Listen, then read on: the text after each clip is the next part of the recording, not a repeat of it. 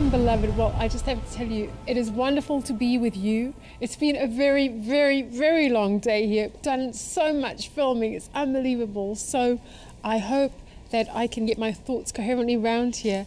I wasn't going to film today, but we are not back in studio for quite a time. And the Lord has put a real burden on my heart. So the guys are fantastic. They've come back and we've reset up the program. I've tried to touch up my makeup a bit to look a little bit more alive. And I just want to spend a few moments with you. And for those of you that don't struggle in this area, and you know, I'm going to deal today. The Lord woke me up in the morning, and you know me, I can only do word from heaven when He actually talks to me and gives me a direct word and a burden for you. And I wouldn't be here today, especially after this day, if He hadn't. But He woke me up at about 3 or 4 in the morning. And I touched on it in our behind the screens over Thanksgiving with Rory. But what he said was, he said 2 words. He said displacement, and he said depression. And then he said thanksgiving. And what the Lord said to me was, He said that there are some of you out there. In fact, there are several, not just some, but there are several of you. I don't want to say many, but several of you out there who have been displaced in many, many areas of your life in the past year, in the past 12 months. And the Lord said that because of the displacement in some areas of your life, that it had caused some of you great depression. This is for some of you who are not normally depressed people. For some of you, you don't normally suffer depression, but for the first time in your lives, you have suffered this terrible, terrible depression. And the Lord said that it is because of displacement. And I just wanted to share just 2 stories with you just before we go in. The Lord said to me just to remind you that firstly, it is nothing to be ashamed of if you are depressed today. If you are watching this and you've been depressed, you know, often in our society, it's just not politically correct, especially in the church and especially as Christians. And the people that the Lord has picked out, that He burdened me with, that He gave me a direct word for today, are Christians, are His children who have been suffering severe depression. Now, as I said in our behind the screens, for some people, it is a chemical imbalance. And for those of you, if you are one who, you know, this is not a new thing, that you've struggled with depression all your life, please don't switch off either, because the Lord loves you so much. And we are going to deal with depression in these next few programs, because it's been a real burden of the Lord. But the Lord just reminded me of a story. I don't think I've ever told this story on TV. And it was just when I was, depression can strike anyone, and some people hide it very, very well because we're taught to mask it. And this person wasn't a Christian, but when I was a very young Christian, I was about 22, I think, and I went out from South Africa with a church group, with Rayma, and we were in the hotel in Tel Aviv. And because I'd been brought up on movies, old movies, you know, with my mom, loved movies, I knew all sort of the old film stars. And I was at breakfast, really on fire for the Lord at Tel Aviv, having breakfast. And I turned around, and to my right, and a lot of you may know who he is, and to my right, I knew that it was Robert Mitchum, okay, the American actor. I just knew in Tel Aviv that is Robert Mitchum because of my mom. So I went over, and of course I was witnessing to everyone as a young Christian in those stages. So I looked at him and I said, I know who you are, you're Robert Mitchum. And he looked at me and he said, and who are you? So I said, I love Jesus. You know, I'm a Christian and I love Jesus. And anyway, because I was saying, I think he was in his 60s. And you know what, we just hit up a little friendship. For those next few days, we were only there for about 3 days. And we had every breakfast, we spent some time together, and we had several conversations.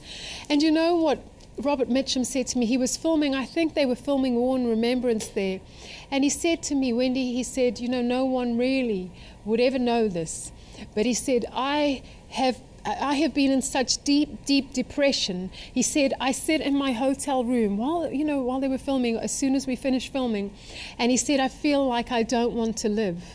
And before we left, I was very young prophetic in that time. But the Lord, wrote out my son, and the Lord just, and I know, because we had struck up a friendship, and he grew to trust me. He knew that I wasn't a flake. And I know he would have read it. And I was so happy and so blessed that before he died, I remember reading an article where he came back to Catholicism, but I knew reading that he had come back to God, and that really, really blessed me.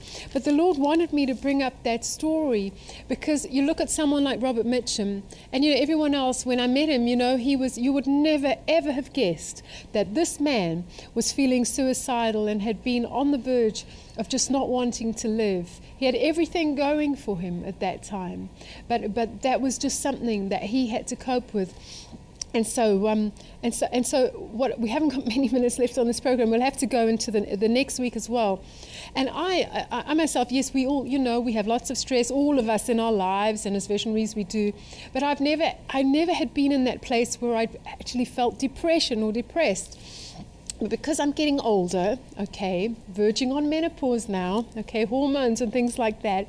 And what happened is that a few weeks ago, I was given some, I went to the naturopath, and he gave me something that was a hormone that it just threw me right off course. And for 4 days, I have never, I was fine before that. I felt that I didn't want to live. I have never felt like that in my whole life. It affected my hormones, so it was hormonal. And I remember sinking and feeling this flat and nothing. I felt as though I would be there forever. And I knew that if I was there forever, and I was just crying on the Lord for His mercy, because I didn't know until I went back to the naturopath what was wrong. He took me off straight away. And I had no idea what was wrong, and I didn't know how to get out of it. And the Lord spoke to me in that time, because you don't understand until you feel like that, what it can be to feel like that. And the Lord said to me, Wendy, there are people, my people who I love, my children who love me and serve me, who feel like this, like they are drowning every day of their lives. They get up every day and they feel like that. Now, at the same time, just so you understand, and the Lord started speaking to me about displacement. He said also why I was more vulnerable. He said, because we had moved, I'll just tell you my story. We'd moved, normally for me to move, we've moved a lot. I never have a problem with it. I bounce back, settle easily, and I've never felt displaced when we move. We moved from Cornwall, and I loved Cornwall, and it was the first house we'd sort of owned in England for years since we'd lost our other, and I loved my house, and I really didn't want to move, but I knew in God that we had to move. So it was a great displacement this time for me to move from England back to America. I'd been totally settled in Virginia. I adored Virginia. We'd lived there for 3 years before, but this time we just really couldn't afford to live in Virginia at this time, and we had other things to do. So we sort of stayed in Washington, D.C. for just a few months, and then we had to move again, and we moved to the Midwest. And normally I'm fine in a move of God, and I settle. But I started to wake up every morning, like maybe some of you, displaced in other areas of your life, and something was wrong. I felt like I was not in the will of God. I felt like, although I felt like I was displaced. I felt like everything was wrong. We closed this week, actually yesterday, on our house in Cornwall. And you can see me. I'm fine now. I'm really fine. And this is such a deliverance for me. But I was wanting to cry. I was weepy. I was feeling that I just want to go back to England. I felt as though I was so displaced. Which was leading to just feeling more not like my normal self. I felt like I couldn't bounce back from it. Okay, I don't have much time left on this program. I'm going to have to carry on with this story in the next program. But what I want you to know is, I want you to know that if you are feeling displaced today, if you have been feeling depressed, and a lot of it is from some kind of displacement in your life, the Lord said there's roots to depression. And he said, if you are feeling displaced, I'm going to continue sharing my story in the next programs. I want you to know that there is mercy for you and there is grace for you, and God is not going to leave you alone. I don't mind, and I know for some of you, God said, some of you have been in this place for months and months and months, and it doesn't matter how long you have been in this place, there is deliverance for you.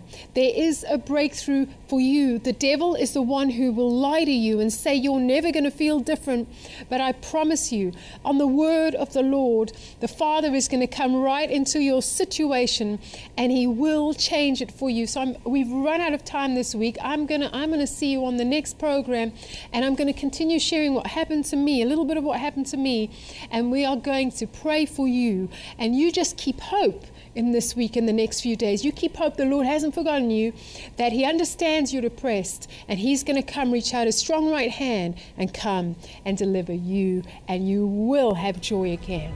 God bless you. See you next program.